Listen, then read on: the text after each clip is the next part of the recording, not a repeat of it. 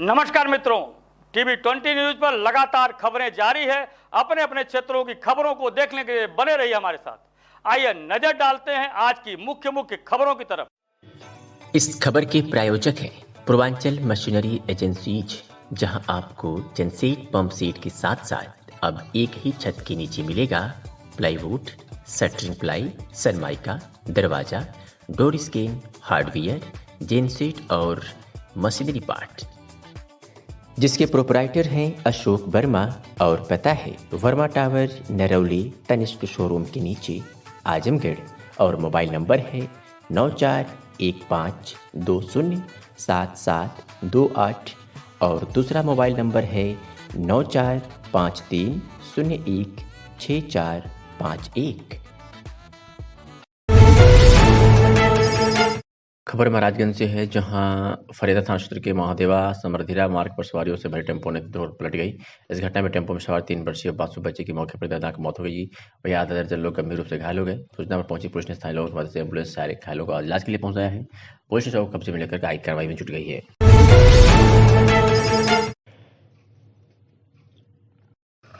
Kaptanganj police ने SP Anurag Arya के निर्देश पर किशोरी को अगवा कर दुष्कर्म और अश्लील वीडियो बनाने वाले 3 अभियुक्तों को गिरफ्तार किया है।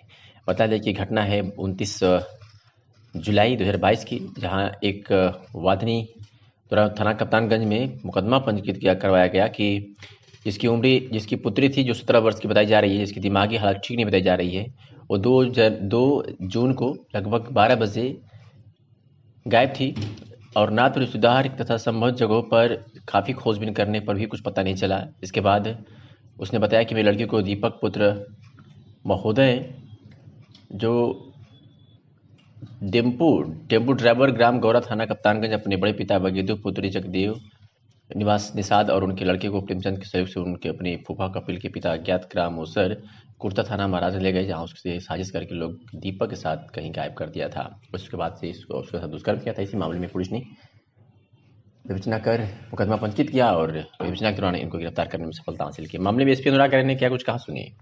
ये ह्यूमन ट्रैफिकिंग का मामला आया था। यहाँ से एक बच्ची को वहाँ बरेली में 85,000 रुपये में बेचा गया था। उसमें 3 गिरफ्तारी। क्या था पूरा मामला? पिछले वर्ष 29 जुलाई को जनपद में थाना कप्तानगंज में एक बच्ची की गुमशुदगी की तहरीर प्राप्त हुई थी। एक 17 वर्षीय बालिका जिसके गुमशुदा होने के संबंध में शिकायत प्राप्त हुई थी। तत्काल एफआईआर पंजीकृत की गई। इस प्रकरण की गंभीरता को देखते हुए विवेचना को क्राइम ब्रांच ट्रांसफर किया गया। वहाँ एक स्पेशल टीम का गठन किया गया। इस टीम के द्वारा विवेचनात्मक कार्रवाई को बहुत डिटेल में करते हुए, बहुत साइंटिफिक तरीके से करते हुए बच्ची को बरामद किया गया फरवरी के माह में। और इससे संबंधित 2 अभियुक्त, जो सुभाष सिंह जो जनपद बरेली का रहने वाला है और सर्वेश सिंह जो जनपद बदायूं का रहने वाला है, इन 2 लोगों को गिरफ्तार किया गया। इन 2 लोगों से पूछताछ में सामने आया कि स्थानीय थाना कप्तानगंज अंतर्गत रहने वाले कुछ अभियुक्त और इनके साथ मिलकर पैसे के लेन देन की बात भी प्रकाश में आई। पूछताछ के आधार पर और जो बरामद प्रता थी, उनके बयान के आधार पर इसमें धारा 363, 366, 504, 365, 367, 368, 370, 376D और 3/4 पॉक्सो एक्ट और 66D IT एक्ट की धाराओं का समावेश किया गया और इनको जेल भेजा गया। जो इसमें शेष अभियुक्त हैं, उनकी गिरफ्तारी के लिए भी विशेष टीम का गठन किया गया है। जो भी आगे की विवेचनात्मक कार्रवाई होगी वो क्राइम ब्रांच के इंस्पेक्टर के द्वारा की जाएगी। निजामाबाद थाना परिसर में आगामी त्यौहार को देखते हुए पीस कमेटी की बैठक की एसपी सिटी सैयद लाल की अध्यक्षता में हुई। इसमें क्षेत्र से समस्त संबंधित लोग उपस्थित थे। उन्होंने सबसे क्षेत्र में शांतिपूर्ण ढंग से हर्षोल्लास के साथ त्यौहार मनाने की अपील की और लोगों से कहा कि अगर कहीं भी कोई दिक्कत हो तो तत्काल पुलिस को सूचित करें। सभी लोग भाईचारे के साथ होलिका दहन कर होली का त्यौहार मनाएं। और इस अवसर पर थाना प्रभारी राजेंद्र प्रसाद सिंह ने आए हुए जनप्रतिनिधियों और आज समाज के सभी लोगों से होली का त्यौहार आपसी भाईचारे से मनाने की अपील की। इस अवसर पर अशोक दत्त त्रिपाठी, सुल्तान सिंह, प्रेमा यादव, राकेश पाठक, डॉक्टर शाहनवाज खान, बाल गोविंद यादव, अबूजर आजमी, जहीन सहित तमाम लोग उपस्थित थे। बहुत अच्छी खूबसूरत में उपस्थित हुए। ये होली और शब बारात के साथ साथ पढ़ने के कारण पीस कमेटी की बैठक हुई। सभी पक्षों ने इसमें सहयोग किया और सभी ने आश्वासन दिया कि शांतिपूर्वक त्यौहार बीतेंगे दोनों, और सभी लोग एक दूसरे का सहयोग करेंगे। पूर्व के इन्होंने 2 विवाद बताए। एक बताया फरीदाबाद में और दूसरा कुजियारी में। इसमें लोगों को पाबंद करा दिया गया है और शांति व्यवस्था के लिए वहाँ ड्यूटी लगाई जाएंगी और सुनिश्चित किया जाएगा कि किसी तरह की कोई समस्या ना आने पाए।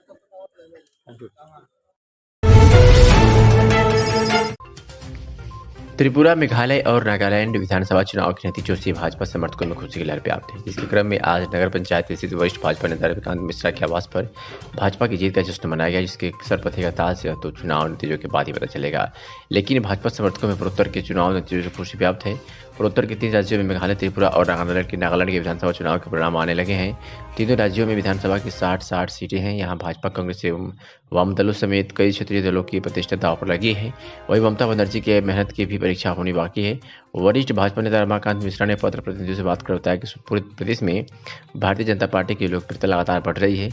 अभी तो शुरुआत हुई है। 2023 में भाजपा उत्तर के राज्यों में सरकार बना रही है। जनता ने राष्ट्रीय अध्यक्ष जी का कार्यकर्ताओं के माध्यम से और देश के गौरव प्रधानमंत्री मोदी जी की नीतियों के कारण आज आम नागरिक भाजपा की तरफ तेजी से संबंध हो रहा है। आने वाले दिनों में आज जीत का जो सिलसिला शुरू हुआ है ये लगातार बढ़ता रहेगा। 2024 में भी देश में पुनः भारतीय जनता पार्टी की सरकार प्रचंड बहुमत से मोदी जी के नेतृत्व में बनेगी। चुनाव का 2 जगह मतगणना हो रहा है, बीजेपी की सरकार बन रही है, इसके बारे में बताइए। पूरे देश में भारतीय जनता पार्टी की लोकप्रियता लगातार बढ़ रही है। अभी तो यह शुरुआत है। 2023 में भारतीय जनता पार्टी पूर्वोत्तर के राज्यों में सरकार बना रही है। जनता में हमारे राष्ट्रीय अध्यक्ष जी का कार्यकर्ताओं के माध्यम से और देश के गौरव प्रधानमंत्री मोदी जी की नीतियों के कारण आम नागरिक भारतीय जनता पार्टी की तरफ तेजी से संबद्ध हो रहा है। आने वाले दिनों में ये जीत का जो सिलसिला शुरू हुआ है यह लगातार बढ़ता रहेगा। 2024 में भी देश में पुनः भारतीय जनता पार्टी की सरकार प्रचंड बहुमत से मोदी जी के नेतृत्व में बनेगी। आजमगढ़ जिले के भाजपा सांसद दिनेश लाल यादव निरहुआ के प्रस्ताव पर नगर में स्थित पुरानी जेल पर फिल्म सिटी बनाने की कवायद प्रशासन ने तेज कर दी है। आपको बता दें, गुरुवार को एसडीएम, तहसीलदार, नगरपालिका के अधिशासी अधिकारी सहित अन्य अधिकारियों ने पुरानी जेल का निरीक्षण किया। भाजपा सांसद दिनेश लाल यादव निरहुआ ने पिछले वर्ष शासन में आजमगढ़ जिले की पुरानी जेल पर फिल्म सिटी बनाने का प्रस्ताव दिया था। अब इस प्रस्ताव पर प्रशासन ने फिल्म सिटी बनाने की कवायद तेज कर दी है। इसी को लेकर गुरुवार को सदर एसडीएम, तहसीलदार, ईओ, नगर पालिका सहित अन्य अधिकारियों ने खंडहर में तब्दील हो चुकी पुरानी जेल का निरीक्षण किया। निरीक्षण के दौरान जेल पर हुए अतिक्रमण, जेल की कितनी भूमि कहां पर है, इसका निरीक्षण भी किया गया है। आपको बता दें, इस दौरान एसडीएम सदर ज्ञानचंद ने बताया कि भाजपा सांसद दिनेश लाल यादव ने पुरानी जेल पर फिल्म सिटी बनाने का प्रस्ताव दिया था, जिसके लिए आज पुरानी जेल का निरीक्षण किया गया है। इस दौरान पुरानी जेल की कुल भूमि, अतिक्रमण आदि का निरीक्षण भी किया गया। मीडिया से बातचीत करते हुए क्या कुछ कहा एसडीएम ने, आप सुनिए। आपने निरीक्षण किया जेल का, तो क्या देखिए, शासन से इसको माननीय सांसद महोदय द्वारा फिल्म सिटी बनाए जाने की मांग की है।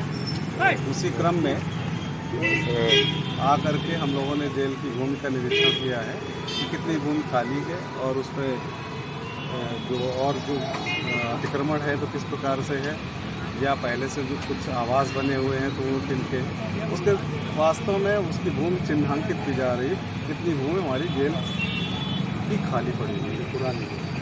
क्या मिला मौके पर सर? मौके पे जो पुरानी जेल है, जो आबादी के रूप में दर्ज है, वो मौके पे खाली है। कच्चे आवास हैं जिसमें लोग रह रहे हैं, और जो और भी कुछ में कांसीराम आवास योजना बनी हुई है, तो पूरा परीक्षण किया जा रहा है, उसके बाद ही कार्रवाई। जालौन में एक अनोखी शादी की तस्वीर सामने आई है। बताया जा रहा है कि रामायण काल की तरह शादी स्वयंवर रचाया गया। दुल्हन ने पहले धनुष को तोड़ा और फिर दुल्हन को वरमाला पहनाई। ये भी बताया जा रहा है कि डीजे की जगह रामचरितमानस की धुन बजती रही और चौपाइयां सुनाई जा रही थी। कदौरा थाना क्षेत्र की हरिओम विवाह घर का मामला बताया जा रहा है।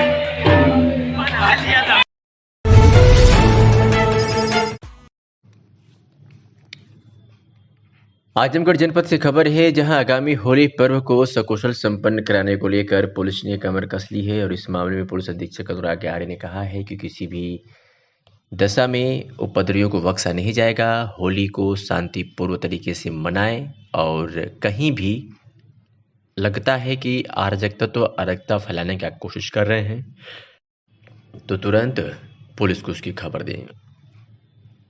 इसी बात को लेकर के आज पुलिस अधीक्षक अनुराग आर्य ने प्रेस कॉन्फ्रेंस की है और क्या कुछ कहा है आपको सीधे सुनवाते हैं। तो होली पर्व को लेकर पुलिस की तरफ से तमाम एहतियातन क्या कार्रवाई की जा रही है? आगामी होली के पर्व को लेकर पूरे जनपद में सभी चौकी और थानों पर पीस कमेटी की बैठक की गई है। जनपद स्तर पर पीस कमेटी की बैठक की गई है। इस खुशी का पर्व है और इसको खुशी और उल्लास के साथ मनाने के लिए पुलिस फैसिलिटेटर का काम करेगी। लेकिन अगर कोई उपद्रव करने की प्रयास करता है तो उसके खिलाफ पुलिस सख्त कार्रवाई भी इंश्योर करेगी। इसमें हम लोगों ने पिछले 10 साल में होली के दिन जितनी भी घटनाएं हुई हैं उनको सूचीबद्ध किया है और उन घटनाओं के जिस गांव में या मोहल्ले में घटना हुई है वहाँ पुलिस पहुंच रही है।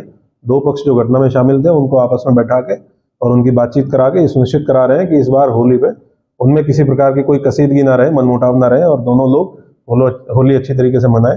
इसके साथ साथ पिछले साल होली से 3 दिन पहले और बाद में जितनी भी घटनाएं हुई थी, चाहे वो होली से संबंधित हो या ना हो, लेकिन जिनमें लड़ाई झगड़े हुए थे, ऐसे 120 मुकदमे कुल पुलिस के द्वारा चिन्हित किए गए। इनमें भी वादी और प्रतिवादी पक्ष दोनों को आपस में बैठा के और उनके मनमुटाव दूर करके इंश्योर किया जा रहा है कि वो कोई कसीदगी उनके बीच में ना रहे।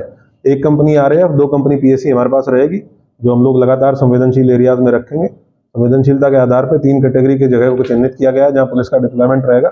112 की गाड़ियां लगातार भ्रमणशील रहेंगी और उसके साथ साथ ड्रोन से भी निगरानी की जाएगी कि कहीं ऐसा तो नहीं है जो हुड़दंग हो रहा हो, जिसको हम लोग हैंडल करेंगे। और मैं आश्वस्त करना चाहूँगा पूरे जनपद की आम जनता को कि हम लोग बहुत शांतिपूर्ण तरीके से अच्छे माहौल में होली का त्यौहार आप लोगों के लिए सकुशल संपन्न कराएंगे। बाल हत्याकांड मामले में आरक्षी संदीप को सरकार ने क्या दिया हो, इस खबर में जानिए। बता दें कि थाना अरोला क्षेत्र के शहीद आरक्षी संदीप के घर शासन के द्वारा दिए गए धनराशि वाहन सहायता के संबंध में पुलिस अधीक्षक आजमगढ़ अनुराग आर्य ने सरकार द्वारा दी गई 50 लाख रुपए का चेक सौंपा है। जानकारी भी दे रहे हैं, सुनिए। सर, आप यहाँ आए हैं, क्या सहायता इनकी की गई है, क्या इनकी मांग थी? शहीद आरक्षी संदीप जो यहाँ के रहने वाले थे, मैं इनके पास परसों आया था और इनकी समस्याओं से अवगत हुआ था। शासन के द्वारा कल जो इनके लिए अनुग्रह धनराशि है 50 लाख की, वो इनके अकाउंट में मुक्त कर दी गई है।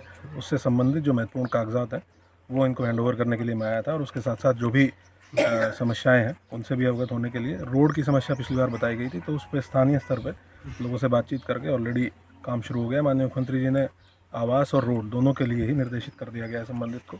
बाकी भी जितने ड्यूज़ हैं वो बहुत जल्दी प्रोसेस करा के और परिवार को दिए जाएंगे, क्योंकि हमारे पुलिस परिवार का सदस्य था तो हम लोग हर संभव मदद करेंगे। जो भी संभव मदद है वो सब स्थानीय स्तर पर भी की जाएगी। और जो लोकल SHO हैं और यहाँ का जो स्टाफ है उनको भी बताया गया है कि रेगुलरली यहाँ आते रहें, समस्याओं से अवगत हों और जो भी मदद हो सकती है, जो भी समस्या हल करने के लिए कदम उठाए जा सकते हैं उठाएंगे। सर, परिवार को नौकरी देने की मांग की है इनकी। वो तो एक मृतक आश्रित जो नौकरी मिलती है वो प्रक्रिया शुरू होगी, क्योंकि अभी तो परिवार बहुत परेशान है। जब वो प्रक्रिया शुरू होगी, डॉक्यूमेंट्स तैयार होंगे, कराया जाएगा। सर, जैसे इनकी डिमांड ये भी थी कि मुख्यमंत्री जी से मुलाकात इनकी कराई जाए।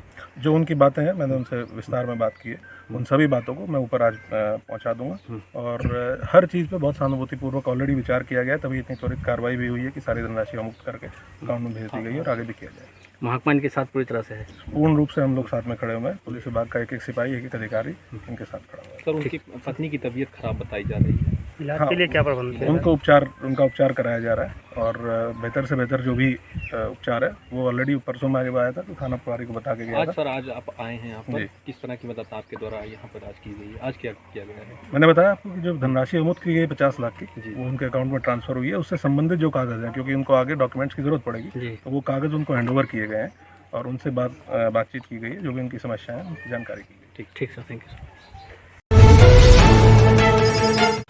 आजमगढ़ के महिपालपुर गाजी स्थित ब्रह्मर्षि मौनी बाबा के आश्रम में चल रहे श्री विष्णु महायज्ञ के दूसरे दिन याज्ञाचार्य पंडित हरिकेश चौबे के नेतृत्व में विद्वान ब्राह्मणों ने स्वामी जयप्रकाश दास और अन्य यजमान के हाथों वैदिक रीति से पूजन और हवन किया। श्रद्धालुजनों ने पूजन अर्चना और मंडप परिक्रमा कर पुण्य अर्जित किया। इस दौरान मौनी बाबा और देवी देवताओं के जयकारे से वायुमंडल गूंजता रहा। इस स्थान पर 1 फरवरी से ही अनवरत चल रहे श्री रामचरितमानस पाठ से पूरा क्षेत्र भक्तिमय हो गया। अयोध्या से पधारे स्वामी बालक दास महाराज ने अपने प्रवचन में श्री विष्णु महायज्ञ की महिमा पर प्रकाश डाला। उन्होंने कहा कि ऐसे वायुमंडल शुद्ध और पवित्र होता है जो जन समुदाय के तन मन के विभिन्न विकारों को दूर करता है। कथावाचक श्याम नारायण साहिनी ब्रह्मलीन संत दुर्वासा महामंडलेश्वर मौनी बाबा की विशुद्धियों का बखान करते हुए कहा कि वे सदैव लोगों के कल्याण में लगे रहते थे। उनके तप से यह भूमि धन्य हो गई है।